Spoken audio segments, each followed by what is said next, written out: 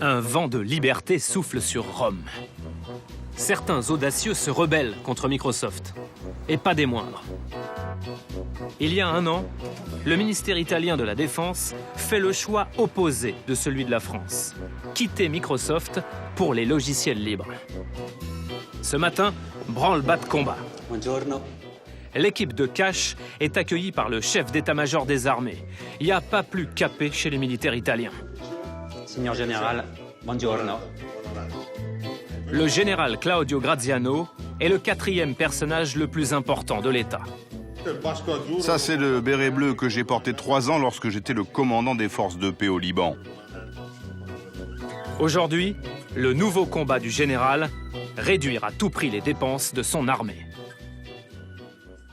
Pourquoi le ministère de la Défense italien a-t-il fait le choix des logiciels libres? Notre volonté est de rationaliser, d'économiser, de réduire les frais. C'est aussi un choix moral. Nous voulons offrir au pays l'image d'une administration sérieuse, tout en réinvestissant l'argent qui auparavant était gaspillé. Au final, les logiciels libres améliorent l'efficacité de nos systèmes informatiques. Vous savez à peu près, par exemple, en termes d'économie, ce que ça peut représenter? En 2016, nous ferons une première économie d'environ 16 millions. Et en l'état actuel des finances publiques, c'est une somme importante. D'ici à 2020, on économisera 30 millions d'euros. Ce changement va concerner 100 000 postes de travail et 100 000 opérateurs.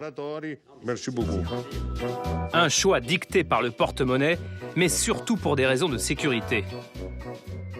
Pour le côté opérationnel, c'est le général Sileo, avec son chapeau de Peter Pan, qui s'y colle.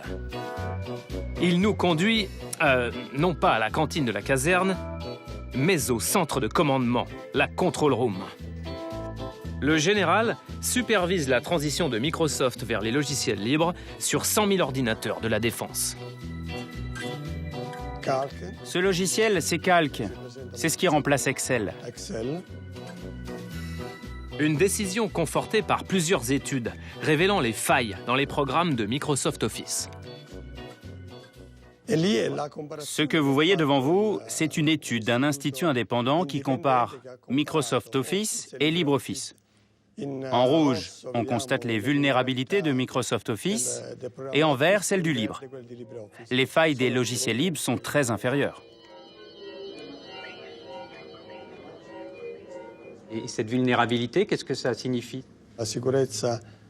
La sécurité des logiciels libres est supérieure à celle de Microsoft Office. Vous savez, des codes malveillants peuvent être introduits dans les logiciels que nous utilisons, comme par exemple un virus qui attaque nos ordinateurs.